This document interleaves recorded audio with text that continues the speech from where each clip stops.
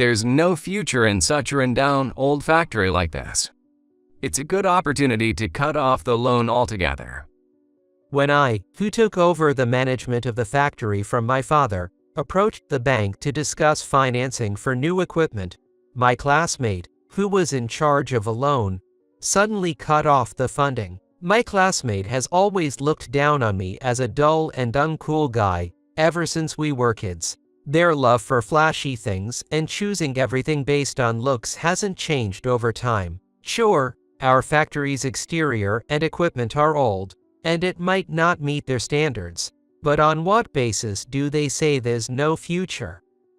All right, pay back the $100,000 you owe us, right away. Got it. The next day, I immediately repaid the $100,000 we had borrowed. Then, right after, the bank's branch manager called me with a voice close to tears. My name is Norman Bates.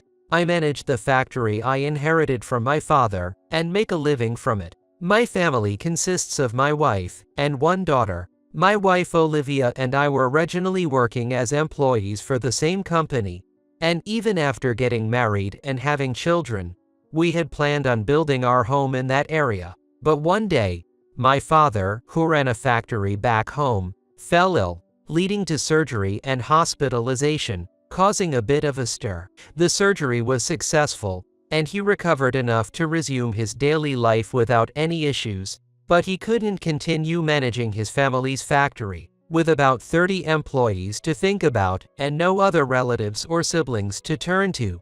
My father begged me to take over the factory. Some employees have been with us since I was a child. Like me, some of them have just started their own families. Since my mother had already passed away, there would also be concerns about my father living alone. Considering all this, I couldn't just ignore the situation. The countryside back home is quite different from here, and I'd have to quit my job. But I promise I won't let you and our daughter Mary go through any hardship. So, will you come with me? I earnestly appealed to Olivia, honestly expressing my desire to take over my father's factory. Bracing for blame or even a breakup, Olivia smiled gently and said, "Okay." Mary loves Grandpa, so she'll be thrilled to be near him.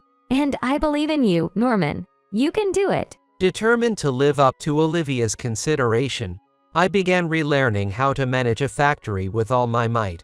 Since taking over, I've been swamped with work, parenting, and studying management. I've been so busy, the last 3 years are almost a blur. Now, our daughter Mary is in first grade. The three of us are living quite happily. So far, I think I've managed to keep my promise not to let my family go through any hardship.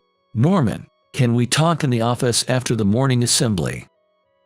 One morning, upon arriving at work, I was approached by Chris, the factory supervisor. Heading to the office as instructed, a discussion ensued with the clerk, Emma, joining in. Lately, the intense heat has been causing a lot of employees to fall.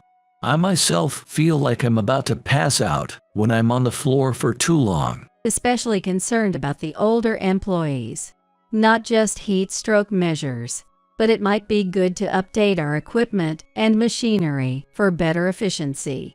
Chris and Emma are highly skilled workers who have been with this factory for a long time. Even during the previous owner's time, they were always proactive in suggesting improvements for the workplace environment. Having been fondly cared for by them since I was a child, they are people I can trust. Understood. I'll contact the bank today and propose a discussion about financing. After finishing the conversation with the two, I promptly reached out to Sinclair Bank, which has been assisting us since my father's era.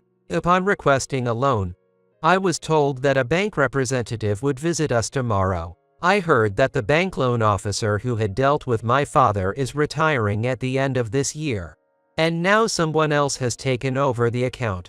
It seems the new officer is about my age. For me, as the second generation, this could be a good chance to get to know the bank, hoping to build a good relationship with the new officer. However, any illusions I had were quickly shattered. Oh no, this place is a mess.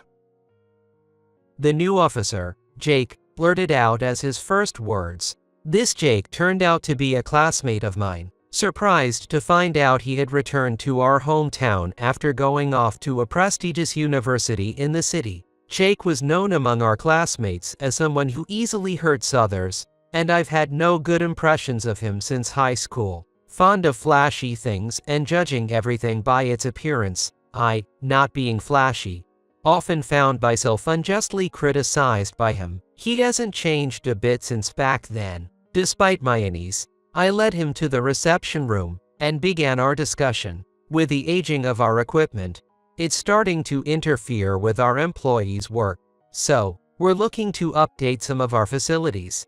Would it be possible to get this amount of financing? While showing the documents Emma and I had prepared, Jake seemed disinterested and half listening throughout. His attitude made me slightly irritated. "Are you listening?" When I asked, Jake let out a heavy sigh. Norman, do you seriously believe what you're saying? His tone was incredibly condescending and confrontational. Huh? Unable to understand why he was acting this way, I frowned and replied. Then Jake sighed deeply again and, crossing his legs, blurted out, "There's no future in such a rundown old factory like this. Maybe it'll last another 2 or 3 years. There's no need for new equipment. No need at all. It's a good opportunity to cut off the loan altogether." Jake's brazen statement nearly made my blood boil, but I knew that losing my temper now would only play into his hands. I managed to keep my composure and responded quietly. "On what basis do you say there's no future?" You still haven't repaid the $100,000 you owe us. And you're asking for more under these circumstances? The bank isn't a charity, you know. That doesn't answer my question. Have we ever missed a monthly repayment? Apparently displeased with my quick retort, Jake clicked his tongue and stood up from his seat. Anyway, we can't provide the loan. No matter what you say, it's up to us to decide whether to lend or not. With that, Jake quickly left the reception room. The conversation wasn't over yet. Thinking this, I chased after him. "Daddy, I'm home." Just as Jake and I stepped outside at the same time, we heard my daughter Mary's voice as she returned from piano lessons. Noticing Jake, Mary immediately smiled and gave a beautiful greeting. "Hello." She always greets the factory employees, so she must have quickly assumed Jake was someone work-related and did the same. Olivia was watching this from a short distance away. Jake, on his part, looked at Mary with annoyance and didn't bother to respond. What's more, turning his gaze towards Olivia, he started smirking. "Are you the wife here? Well, you're young, and pretty too." Jake stared at Olivia for a moment, then slowly started to approach her. Sensing something odd about his behavior, Mary grabbed my arm and hid behind me. Olivia gave a wry smile and made a brief greeting, then hurried towards me. "I was classmates with Norman, you know. Must be tough living with the owner of such a rundown factory as your husband, huh? If you ever need money, just let me know." As he passed by, Jake unilaterally said this and suddenly grabbed Olivia's hand, forcing his business card into her grasp. "Hey!" Norman, it's okay. I almost lashed out at Jake, but Olivia hastily pulled me back. Don't do anything rash. He's from the bank. Olivia quickly realized that Jake was a bank employee who had been dealing with our factory's financing, and Mary was there too. By the time I regained my composure, Jake had already left. Such an unpleasant bank officer. Duck, that was creepy. Olivia brushed off where Jake had grabbed her and was about to tear up the business card he had forced on her. "Wait, I'll keep this. It might serve as evidence." I did ask for a loan, but he flatly refused. "I'll go talk to Chris and Emma about it. You head home first." After sending off Olivia and Mary home, I discussed the entire incident with Chris and Emma. As expected, both of them, along with the rest of the factory staff, unanimously agreed that the new officer is really unpleasant. It might get busy in the second half of the year. but we can manage the $100,000. Let's just pay it off in one go and cut ties with Sinclair Bank." Emma's suggestion was immediately agreed upon by the whole factory. The next day, I promptly repaid the $100,000 in full and, as a matter of courtesy, contacted Sinclair Bank, though I didn't want to. I ended up speaking with Jake by chance. As soon as he realized it was me, his tone became arrogantly dismissive. But it didn't bother me today. "Thank you for your time yesterday. We've made a lump sum payment of $100,000, so please confirm. We'll be moving to another bank. We've been under your care since my predecessor's time." After delivering a slow and polite farewell, Jake snorted triumphantly. Got it. That's refreshing to hear." Hope you find a bank willing to take you. Well, do your best. "Thanks. Now, we're just former classmates, huh? You do your best too. It's probably going to be really tough from here on out." With that, I quickly hung up the phone. I felt as if a weight had been lifted off my shoulders, a sense of relief. The call from the branch manager of Sinclair Bank came the next day, in the afternoon. The branch manager, Tommy, who had been involved with my father's generation, was someone I had met a few times at the factory when I was a child. "Norman, I am terribly sorry for the extreme rudeness our employee displayed the other day. Please allow me to apologize once more." Tommy's voice over the phone was frantically apologetic, and I did my best to calm him down, saying, "Please, take it easy. Anyway, I will come over right now," he said before hanging up.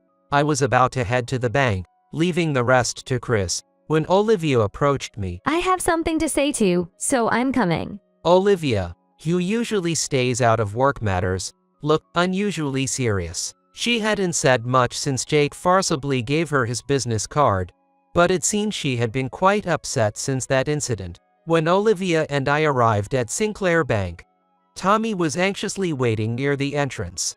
As soon as he saw us, he hurried over and loudly apologized. "I am so sorry for the behavior of our discourteous employee." His actions caught the attention of other customers, who began to look our way and murmur among themselves. Tommy, you're causing a disturbance for the other customers. Can we move somewhere else?" Somehow calming down Tommy, we were led to a private room, where he again offered a vigorous apology. But of course, Tommy himself was not at fault. I detailed our recent encounter with Jake, how the financing was unilaterally terminated, the disrespectful way he treated my family, and that the person we truly desired an apology from was not the branch manager, but Jake. At that moment, without a knock, the door to the private room opened. Hey Norman, don't just say things that make you look good. Without any greeting, he barged in and started with that remark. "What kind of way is that to talk? Norman is an important customer." It's fine. He's a classmate of mine. Even in front of his boss, he didn't flinch and stuck to his guns. It was almost impressive, in a way. As I was idly thinking this, Olivia was watching the exchange between Jake and the branch manager with a look of disbelief. "So what if he's a classmate? Do you even realize how significant his factory, Bates Manufacturing, is?" Just some old factory in the countryside, right? What's so special about that? "You idiot. Haven't you read the handover documents from your predecessor? Bates Manufacturing produces products that are renowned worldwide. A rare gem of a factory." World-renowned. That's an exaggeration. If that were true, they wouldn't need financing. They'd find their own funds. For equipment, they'd contract their own suppliers. "That's not the point. Can't you even understand that?